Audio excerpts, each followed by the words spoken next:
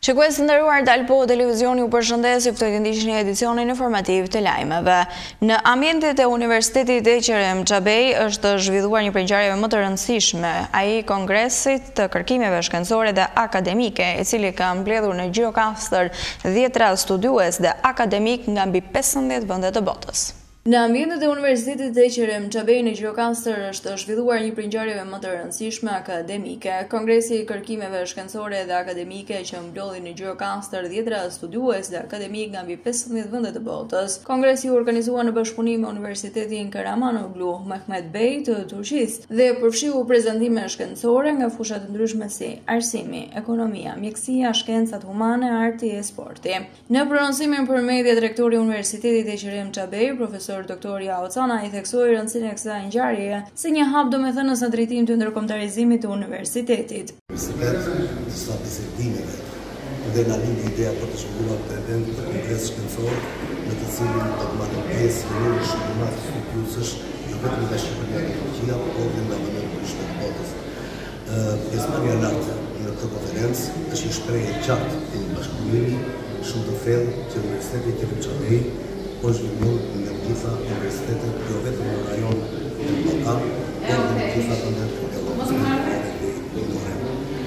Natyrisht nuk është thjesht një event shkencor, por është një aktivitet i cili është në shërbim të zhvillimit të komunitetit, është një event i cili do të sjellë konkluzioне shumë të rëndësishme shkencore në fusha të ndryshme, sepse vetëm e këtij kongresi është multidisciplinare dhe përfshin shumë fushë studimi, të cilat ne shpresojmë që konkluzionet e tija do të jenë të mjaftueshme vetëm për pushtetin vendor, por për gjithë rajonin e Gjirokastër.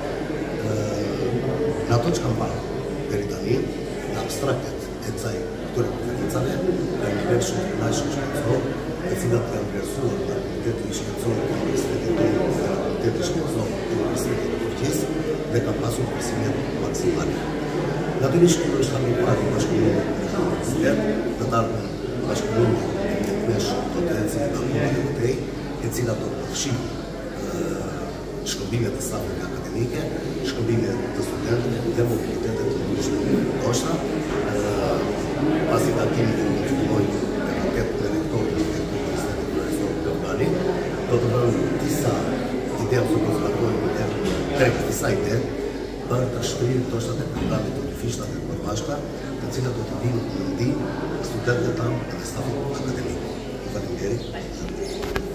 Ndërsa përfaqësuesi i Universitetit Turk, Dr. Tahir Dakçi, nga Fakulteti i Shkencave Sociale, nënvizoi se ky kongres është një shembull konkret i fuqisë së dijes për të ndërtuar ura bashkëpunimi mes kombave dhe institucioneve arsimore. Është një ndër të jemi pjesë e këtij takimi akademik në një qytet me trashëgimi të pasur kulturore si Gjirokastra.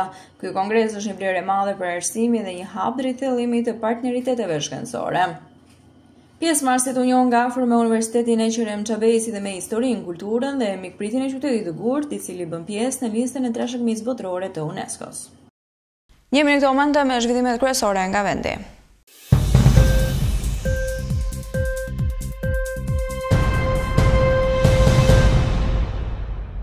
Fermerët po zhvendosen gjithnjë më shumë nga blegtoria drejt bletarisë për shkak të kostove më të ulta dhe fitimeve të cilat janë më të larta sipas tyre.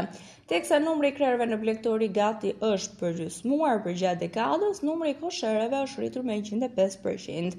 Ndërmjet vitit 2014-2024, sipas të dhënave zyrtare të Instat, numri total i kosherëve në vendin tonë përgjatë vitit 2024 arriti në 587.000 nga 518 që ishin në vitin 2023. Pra me një rritje gati 14%. Të dhënat tregojnë se Vlora rezulton të jetë qarku me rritjen më të madhe. Pas Vlorës, qarqet me rritje të konsiderueshme ishin Durrësi me 20%, Dibra me 17%, Fieri me 15%, Lezhë me 13%, Korça me 9%. Në të gjitha qarqet, numri i kosherëve erdhi me rritje në 2024, përveç Gjirokastrës, e cila pati një rënje të lehtë me 0.2%. Zhvendosja e fermerëve shqiptar nga blegtoria tradicionale drejt bletarisë është trend pasi sipas fermerëve bletëria është më tërheqëse dhe më pak riskuese me më shumë të ardhura. Një goshere prodhon sasi të konsiderueshme mjalti deri në 15 kg dhe produktet e tjera si propolis, polen, dyll që çdo vit kanë një rritje çmimi në treg dhe kështu bletëria mund të sjellë më shumë të ardhura tek ta të fundit.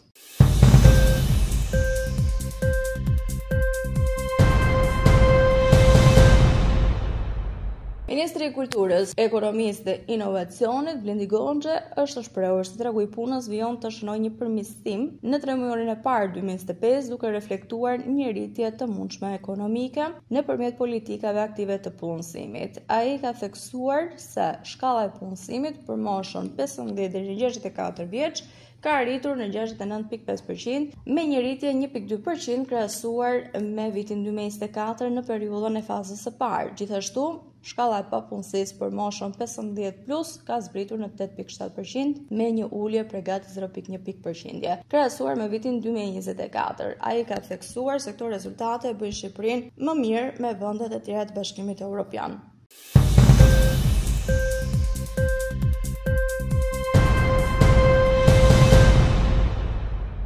Ekonomia shqiptare vijon të shfaqë një shenjë të qëndrueshme të ekonomisë sipas të dhënave të publikuara nga Instati. Produkti i brendshëm bruto në terma real u rrit me 3.39% në tremujorin e parë të vitit 2025 krahasuar me të njëjtën periudhë të një viti më parë. Referuar të dhënave, kontributi më i madh në këtë rritje i përket sektorit të administratës publike, arsimit dhe shëndetësisë, i cili shënoi një rritje të ndjeshme prej 18.92%, duke kontribuar në 2.24 pikë në totalin e brendshëm bruto. Kjo rritje lidhet ngushtë me rritjen e shpenzimeve publike, investimeve që ka bërë qeveria në arsim. Po ashtu, sektori i pasurive të paluajshme që ka një trend pozitiv. Edhe grupi i tregtisë, transportit dhe akomodimit ka shënuar një rritje prej 2.12%. Në krahasim me tremujorin e 4 të vitit 2024, prodhimi brendshëm bruto i përshtatur sezonalisht shënoi një rritje me 0.65%. Të dhënat e Instatit tregojnë se konsumi final i popullatës ka shënuar një rritje prej 2.47%.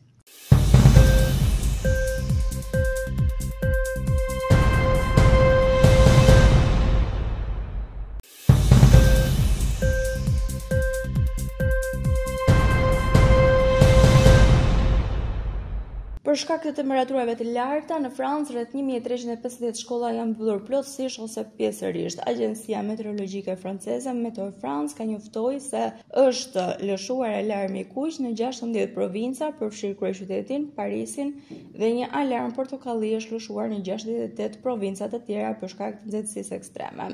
Temperatura pritet të jenë deri në 20 gradë më shumë, pra nga një ditë më parë. Për shkak të nxehtit ekstrem, rreth 1350 shkolla janë tashmë të mbyllura. Automjetet që operojnë për dobim publike janë të përjashtuara nga ky vendim, ndërsa janë ulur kufizimet të shpejtësisë në trafik në zonat përkatëse. Për shkak të motit të nxehtë në Francë, aktivitetet e njëri prej reaktorëve të centralit bërthamor Golfec në provincën Tarn-Garonne u ndalua që nga 29 qershori.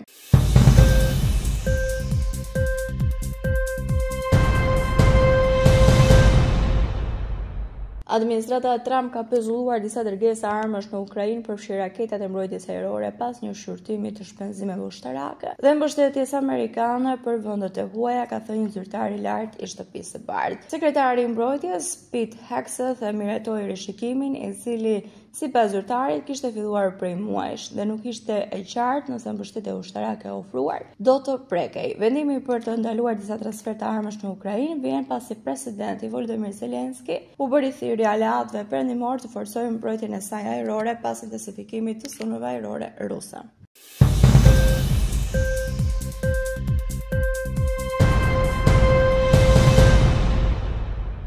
Ishte gjithçka e përgatitur për këtë edicion informativ lajmësh. Unë ju falenderoj për vëmendjen tuaj. Bashkë mirupafshim.